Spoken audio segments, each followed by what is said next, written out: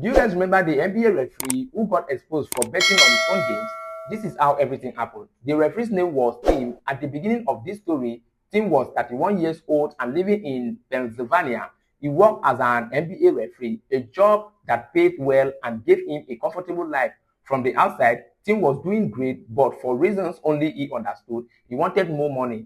So in 1998, Tim joined a country club. That decision changed his life. At the club, he became close with a few men. They spend most days playing golf together, drinking and socializing.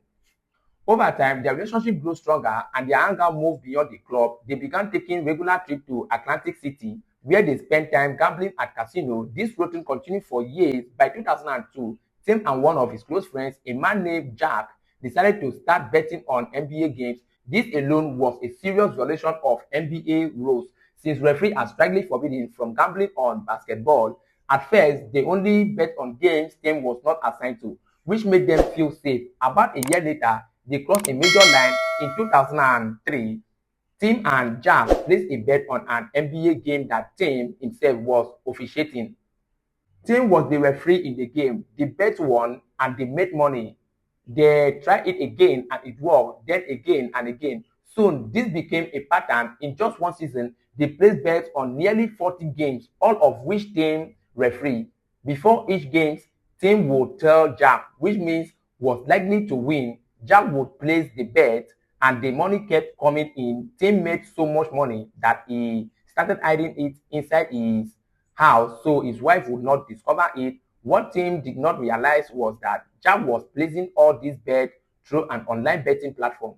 That platform was run by a small group of professional gamblers known as the Animals. One member of this group noticed something unusual. Jack had always been an average gambler, betting small amounts and losing often. Suddenly, he began placing large bets on specific NBA games and winning consistently.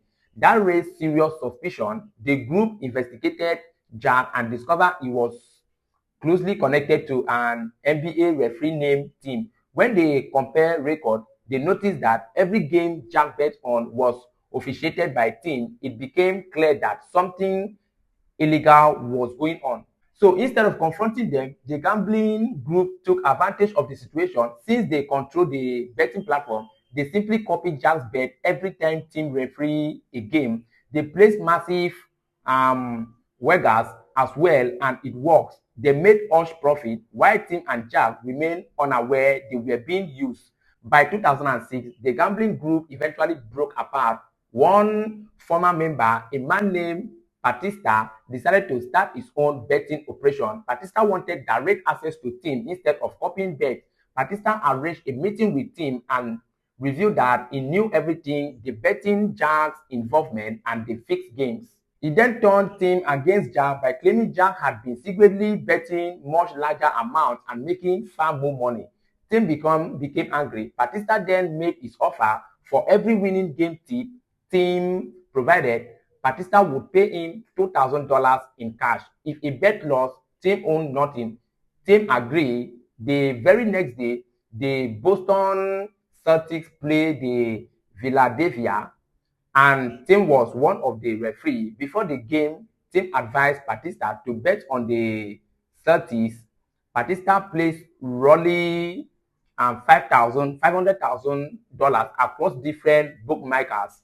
During the game, Tim influenced the outcome by calling repeated fouls on the 76 era top scorer, forcing him to sit out. So the Celtics won. Batista paid Tim and even added a bonus. This arrangement continued for months. Batista's business expanded repeatedly. He began managing bets for wealthy clients, many of whom were linked to organized crime. That connection became their downfall. The FBI was already monitoring those crime networks. During the investigation, they received information suggesting an NBA referee was involved in gambling fraud. Their investigation led them straight to Tim. In 2007, the FBI arrested Tim and Batista. Tim accepted a plea deal and was sentenced to 15 months in prison. Batista received the same sentence. So as for Jack, his outcome was never clearly reported, but Many believe he cooperated with authorities to reduce punishment, and that is where the story ends. A successful NBA referee lost his career, his reputation, and his freedom, all because of greed.